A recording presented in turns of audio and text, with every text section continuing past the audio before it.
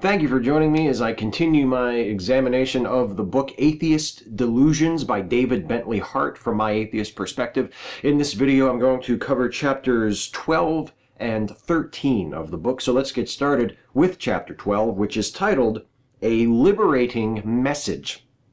Hart opens the chapter with this, quote, "Two questions should probably be asked at this point. The first is whether it is demonstrably the case that the gospel did in fact spread through the world of late antiquity on account of the novelty of its message, or whether it prospered simply because it was the mystery cult that happened to have the most engaging myths, and that ultimately had the good fortune to be adopted by an emperor. And the second is whether any actual social effects followed from the triumph of Christianity that would corroborate the claim that the gospel substantially transformed the moral and spiritual consciousness of Western humanity. Neither is a question, of course, that yields a perfectly definitive answer." And this sounds reasonable at first. Hart is acknowledging the difficulty inherent in trying to explain sweeping social changes that took place centuries in the past across multiple generations. This sort of humility in the face of insurmountable limitations is necessary for anyone who wants to be a responsible historian. But within a few sentences of the end of that quotation, it becomes clear that while Hart accepts that there can't be definitive answers to his questions, he fully believes that the incomplete answers we're left with are in favor of his morally and spiritually transformative view of Christianity. Furthermore, he's annoyed that these answers aren't universally accepted, and he blames this on what else? Modernity. Back in the good old days, Hart says, even critics and detractors of Christianity would admit that the gospel had revolutionized European society. Nowadays, scholars such as Ramsay MacMullen attribute the success and influence of Christianity not to the originality and power of its message, but to the ambition of its proponents and the credulity of the masses. But MacMullen is not necessarily to be trusted, because he depicts Justinian as having been slightly more brutal and intolerant than he probably was, and occasionally bases his conclusions on questionable evidence. But that is not to say that Hart wants to completely chuck MacMullen out the window. He's not completely against MacMullen. He seems to admire him, actually, more than not, and he even acknowledges that MacMullen makes a compelling case that many of the Christian conversions that took place in the early centuries of the church were probably cases of people conforming to Christian principles or conforming to Christian practices rather than actually coming to sincerely believe in the message of the Gospels and the salvation of Christ. Now, Hart believes that MacMullen overestimates the number of such conversions, and he argues that there is no reason to assume that the majority of Christian conversions were not sincere, but were more of the adhering to Christian practices type. But he admits that MacMullen does make a good case that that did happen. Hart also thinks that MacMullen overrates the role that supposed miracles and wonders played in persuading people to accept Christianity. Hart says, quote, "Admittedly and unarguably, it is true that the early Christians placed great stock in miraculous healings and exorcisms, and that in the realm of Christian legend, bold claims were often made regarding the power of their Lord over the powers of darkness. But it is just as true that the process of becoming a Christian was one of long and careful indoctrination, even for the easily convinced. Even those convinced that they had genuinely witnessed a preternatural event would still have no reason to see the Christian God as anything more than one powerful divine agency among many. Whatever appeal the gospel exercised on ancient persons, it certainly reached deeper springs in the soul than the native human capacity to be beguiled by a few clever tricks." This section of the chapter displays one of the most fascinating aspects, at least as I see it, of Hart's defense of Christianity. He downplays the importance of miracles, at least in the post-apostolic era. He doesn't comment on the legitimacy of the miracles that are depicted in the Bible. I presume that he considers those to be genuine. But he downplays the importance of miracles in the post-apostolic era to persuading people to convert to Christianity. And that makes him seem much more grounded and sensible than many of the other authors that I've reviewed in these series, compared to the likes of, say, Ray Comfort or Lee Strobel, who are all too willing to toss entire fields of science aside in favor of their superstitious fundamentalist view of the universe. Hart seems downright reasonable. On the other hand, Hart describes the Gospels as being a kind of magic. There's nothing in the Gospels that is original or unique. Much of it is based upon Jewish myths, Jewish beliefs, or borrowed from those beliefs and traditions, and the moral teachings attributed to Jesus have many precedents in Buddhism, ancient Greek philosophy, Confucianism, and other pre-Christian sources, even though the ethics of the first Christians probably weren't directly influenced by those sources. They certainly were not the first people to come up with these principles that Hart would describe as being Christian ideals, or originally or uniquely Christian ideals. So it's not actually that Hart's Christianity is more reasonable than that put forth by the more fundamentalist of his fellow apologists. It's just that he's being unreasonable in a much different way. He seems more open to forms of Christianity that accommodate rather than ignore the findings of modern science, and he at least acknowledges the diversity and complexity of his faith.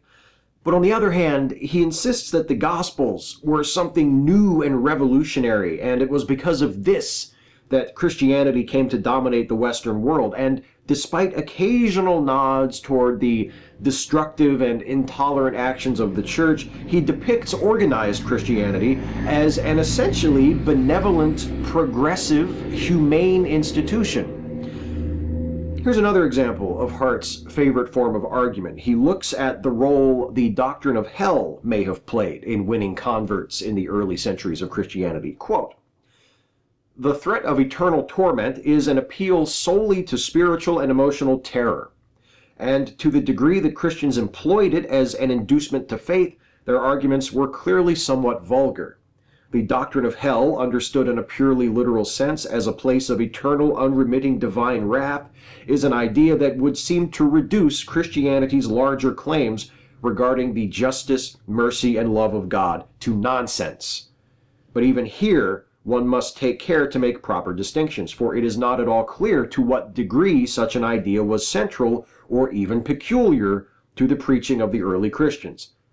Now, this is a good example because while Hart employs this form repeatedly throughout the book, it usually plays out over many, many pages and not a portion of a single paragraph.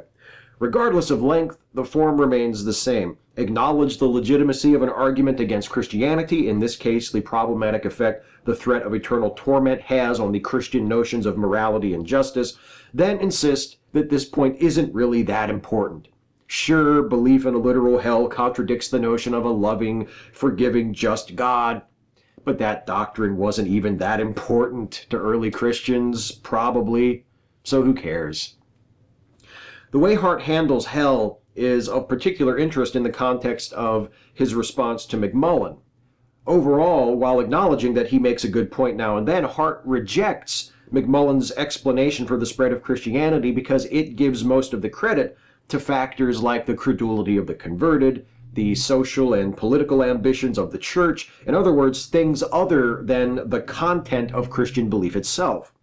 But when McMullen does attribute some of the spread of Christianity to Christian belief, namely the terror of a literal eternal hell that Christians were preaching, Hart dismisses it because he doesn't think fear of hell was a significant motivation for early Christian conversions. He has his view that Christianity was able to spread and become the dominant institution in the West because of the unprecedented, morally and spiritually transformative power of the Gospels, and he deflects anything that contradicts that view. even when a historian he mostly respects, despite their disagreements, like Ramsay MacMullen, argues that the persuasive power of certain Christian beliefs might have played a role in converting people. Hart rejects it because MacMullen's argument is about the fear of hell and therefore not flattering to Christianity. Hart is obviously an intelligent and educated man, but his bias is just as obvious.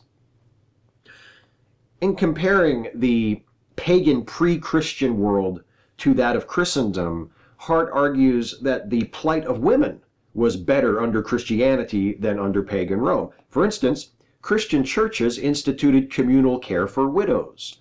Christian husbands were also commanded to remain faithful to their wives, not to abandon them or abuse them. The piety of Christian women was also often cited as the example for all to follow, men and women alike. Things weren't ideal, of course, quote, that ancient Christians were not modern persons, and so could not yet conceive of a society in which men and women occupied the same professions or positions, is both obvious and utterly undeserving of reproach. The social technology of perfect sexual equality, or at any rate equivalence, was as far beyond their resources as was the material technology of electric light. Well, first of all, even if I accept Hart's claim that Christian husbands were taught to treat their wives as sisters in Christ worthy of respect rather than property, surely even he would admit that this was mostly an in-principle kind of deal.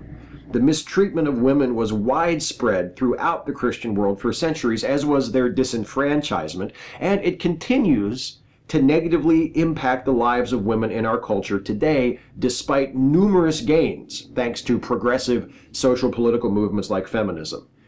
It's all well and good to tout the superiority of Christianity on paper, but what good are these elevated superior moral principles if they are not practiced but merely preached? Second, once again, Hart swoops in to make an excuse for why ancient Christians didn't treat women as social and political equals of men. When he can find something positive about European society of late antiquity or the Middle Ages, all credit goes to Christianity. When forced to confront the failings of that same society, however, well, that's just what we would expect from people living so long ago. We can't blame them for that. We certainly can't blame the church or Christianity for that. They just weren't equipped to conceive of a gender-equal society, let alone create one. Just back off of the ancient people, okay? Come on. Stop being so hard on them. Although I can't help but notice that the revolutionary, world-changing morality of Christianity is what apparently failed to equip them to envision and create such a society. Hart argues that things were better for women under Christianity than under Roman paganism, but even he can't pretend that the church brought women anything other than, at best, a more tolerable form of servitude. As with so many other essential parts of our modern society, the movement to liberate and empower women did not exist in any significant sense during the many centuries when Christianity was the dominant cultural force in Europe. It was only after the Enlightenment when advocacy for women's rights became a movement to be reckoned with. And to be sure, we still have a long way to go. But compare the progress made in the last couple of centuries in terms of women's equality to the millennium and a half that preceded them, when the men and women of Christendom were perfectly content to live in a society where women were second-class citizens, viewed as legally and, in many cases, morally inferior, with no indication from the ecclesiastical authorities that there was anything the least bit wrong with it. Quite the contrary, as most often interpreted and practiced, Christianity, like Judaism and Islam, is a blatantly patriarchal religion that empowers and elevates men while relegating women to supporting roles and demanding their obedience and silence. It has not led the way in the fight for gender equality. It has been dragged kicking and screaming. Hart ends the chapter by considering the plight of slaves under Christianity. While admitting that there is no evidence that Christian slave masters treated their slaves any better than pagans, He touts the legal reforms made by Christian emperors that resulted in a more humane and more easily escapable form of slavery.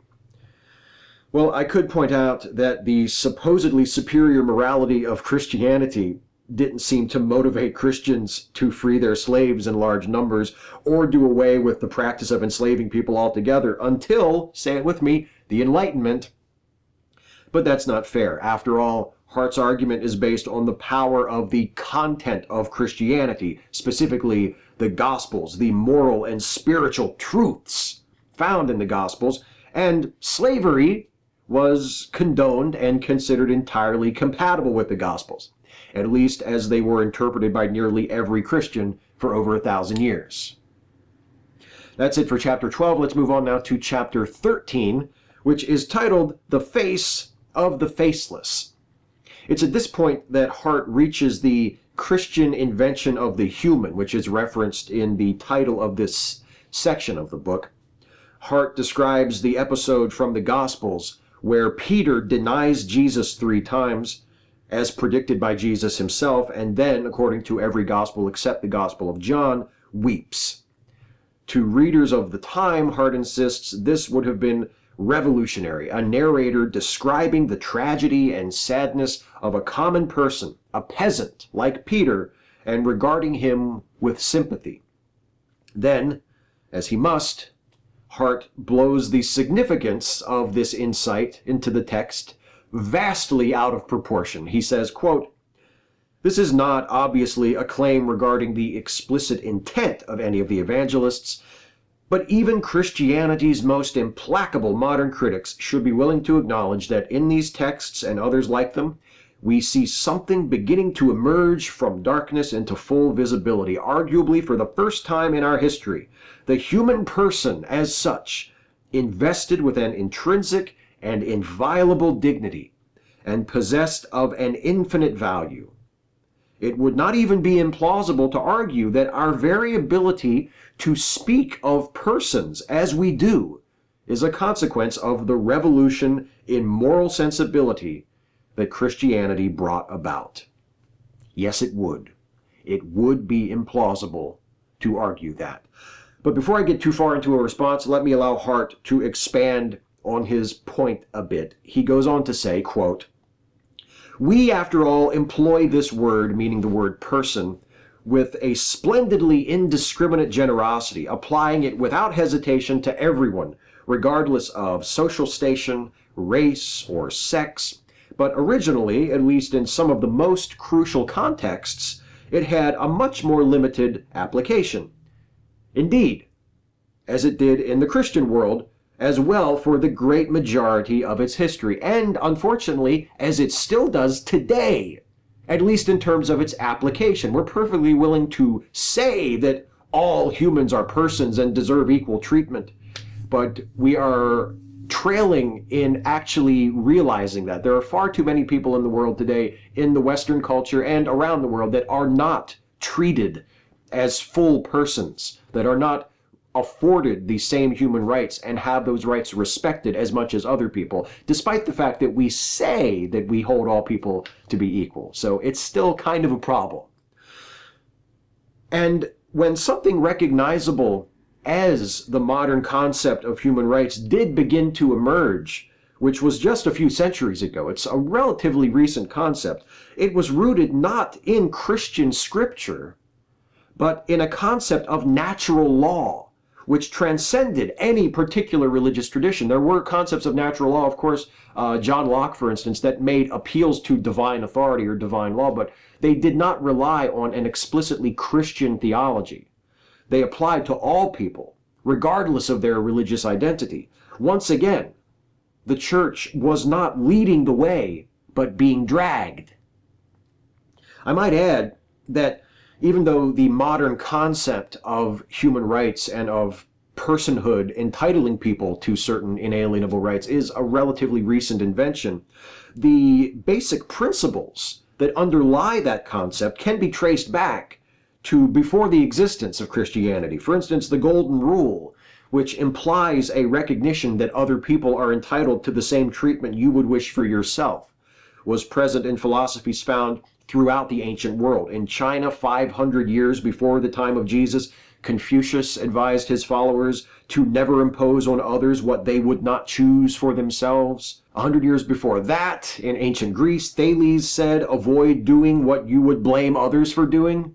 So these are not new ideas. As Hart acknowledges, our understanding of the scope of the Golden Rule has changed over the centuries. Respect and fair treatment for those perceived as fellow members of our own group is a long-standing and nearly universal human custom. It's during interactions with perceived others that our commitment to the Golden Rule and its underlying concept of the inherent value of all people has often been lacking. Hart wants to claim that the modern concepts of personhood and human rights are only possible because of moral principles that were introduced into our cultural consciousness by Christianity. But the truth is, these concepts and their precursors have been present in cultures around the world long before the first gospel was written or the first Christian was converted. These are not Christian ideals. They are not original to Christianity. They have never been exclusive to Christianity. And most importantly, given the central argument of Hart's book, the ascent of Christianity as the dominant cultural and political force in the Western world did not hasten the acceptance of human rights as a universal concept. I'm not saying Christianity didn't play a role, although I don't think Hart would appreciate the major role that I see it having played. I still vividly remember the college English class that I took where we read the book, A Short Account of the Destruction of the Indies by Bartolomé de las Casas, which described the torture and mass murder of the indigenous people of the Caribbean by Spanish forces in the mid-16th century. Las Casas was a Catholic friar and bishop who spent most of his life advocating for the rights of native people in the face of their abuse and exploitation by his fellow Spanish Christians. And though his work resulted in some reforms of colonial practices, and though he was celebrated by some as the champion of the Indians, Las Casas' understanding of human rights as rightfully belonging to all people everywhere, regardless of their place of origin or their ethnicity or their cultural identity or their religious affiliation, was not shared by the vast majority of people in his church or his country or Western civilization as a whole. Despite the eloquence and what we now see as the moral force of the writing of Las Casas, European Christians continued to murder, enslave, and displace indigenous people for hundreds of years, including here in what is now the United States, where American Christians carried on the tradition of mass murder and exploitation of native peoples that had been begun by their European forebears. It was not the church that called Las Casas to a higher, more enlightened, more inclusive understanding of human rights. It was Las Casas who tried to drag the church. And by the way, it wasn't the Gospels that convinced Las Casas to stand up for the basic human rights and dignity of indigenous peoples. Apparently, his epiphany came from studying the book of Sirach, also known as Ecclesiasticus, which is considered part of the canonical Bible by the Catholic and Eastern churches, but is considered apocryphal by the Protestant churches. Now, Hart might argue that Las Casas was only capable of perceiving the exploitation of the indigenous people of the Americas because he lived in a Christian world and because Christian morality gave him a language through which to express his revulsion at the mistreatment he witnessed. But my question would then be, why was Bartolomé de las Casas a lonely minority speaking out for the rights of these people? How is it that the powerful moral and spiritual truths of Christianity that motivated him were so lost on most of his fellow Christians? How is it that even after Las Casas, the murder and exploitation of indigenous people continued for centuries, carried out by people who were products of Hart's celebrated Christian world, with its Christian moral and spiritual ideals? If we owe our modern ideas of personhood and human rights to Christianity, why did it take so many centuries and the blood of so many people for us to finally begin to get the point? Well, maybe it's because the church hasn't always been Christian enough. Quote, "I do not wish to exaggerate the virtues of the early Christians on this count. Too late. Perfection is not to be found in any human institution, and the church has certainly always been that. Even in the early days of the church, certain social distinctions proved far too redoubtable to exterminate. A Christian slaveholder's Christian slaves were still slaves, even if they were also their master's brothers in Christ. And after Constantine, as the church became that most lamentable of things, a pillar of respectable society, it learned all too easily to tolerate many of the injustices it supposedly condemned. The enfranchised church has never been more than half Christian, even at the best of times. Often enough, it has been much less than that." See, when humans recognize the basic value and dignity of each other and begin respecting each other's rights, that's Christianity.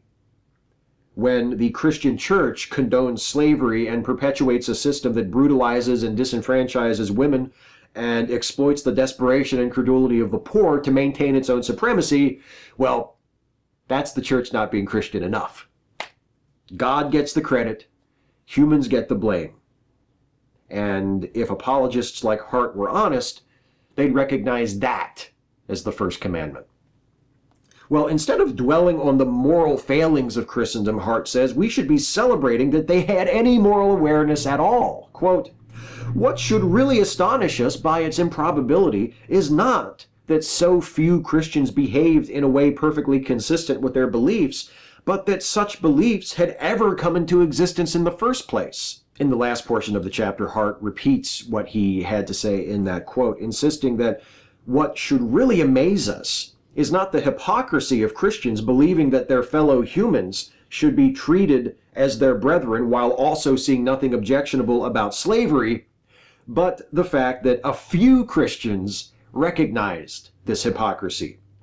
Now really, is this not the moral equivalent of Christians touting the omnipotence of their transcendent, universe-creating, reality-sustaining God, then pointing to comparatively paltry miracles like Jesus turning water into wine as evidence of the greatness of that God? If the morality of Christianity was as unique as Hart says it is, if the message of the Gospels was as unprecedented and powerful as Hart insists it was, how can we be expected to accept, much less be astonished by the fact that in the centuries that followed the introduction of that message, a mere handful of Christians managed to recognize that some aspects of their society were morally unacceptable? Hart sounds like a failing politician desperate to put the most positive spin he can on his latest defeat. My friends, I've just got the word that tonight we tied for third place. And they all said it was impossible, but we did it! Third place! Accentuate the positive, I guess. There's one last aspect of this argument, of these chapters, where Hart shows himself to be not unlike the other apologists whose work I've reviewed in these series, and that is his great cynicism of the natural innate ability of humans to rise above and reach for something morally higher. He talks about the fact that we wouldn't even be able to think of ourselves as people. We wouldn't even be able to think of recognizing the worth and the value of other people and respecting the rights of other people. We wouldn't even be capable of that, he says, unless Christianity had come into the world and shown us that we should have value in each other. He's saying that humans are so cynical and so lacking in empathy and so cold to one another, naturally and apparently universally, that if not for Christianity, we wouldn't have been able to figure this out. And I suppose it makes sense to Hart to have such a grim view of human nature, because he has to accept that even if Christianity was responsible for transforming our views of each other like this, it still took 1,500 years for us to finally get the point. So we must be pretty bad if even the perfect, powerful, transformative message of Christ And his love and salvation and forgiveness took 1,500 years to get through to us, to finally educate us on the fact that we needed to treat each other with love and respect.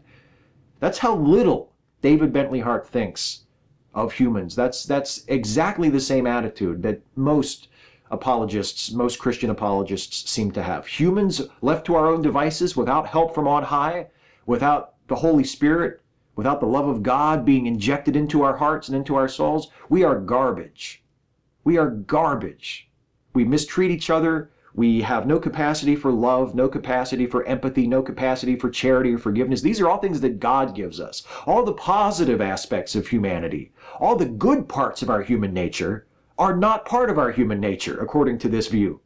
They are given to us by God. The stuff that we own, the stuff that is really of us, that's all the bad stuff. That's all the evil. That's all the wickedness. That's us. We own that. We're responsible for that. But the good stuff, the times when we transcend our prejudices, when we try to be better people, when we try to treat people with love and respect and forgiveness and empathy and tolerance and acceptance, that's not us. We can't take credit for that. That's God. Anyway, that's it for chapter 13. That's it for this video. I will return in the next video in this series to take a look at the next 2 chapters in the book, and those would be chapter 14, The Death and Birth of Worlds, and chapter 15, Divine Humanity. Look forward to that. Thank you, as always, for joining me. Please leave a comment in the comment section. Let me know what you thought about this video. Respond to what I've had to say. Did you agree? Did you disagree? Have you been reading the book? Am I being unfair to David Bentley Hart? Am I not being hard enough on him? Whatever you think, whether you are a fellow atheist or you are a Christian or some other stripe of believer or non-believer, I'm curious and interested in what you have to say in response to what I have had to say. Thank you, as always, for watching. If you enjoyed this, please like, share, and subscribe to this channel if you're not subbed already. And also, please consider helping me to make more videos like this one by supporting this channel through Patreon. You can go to patreon.com/Steve Shives to become a patron. You can support this channel and what I do for as little as $1 a month. And I thank all of you who have, and I thank all of you who are considering doing that right now. Thank you all for watching, and I'll see you next time.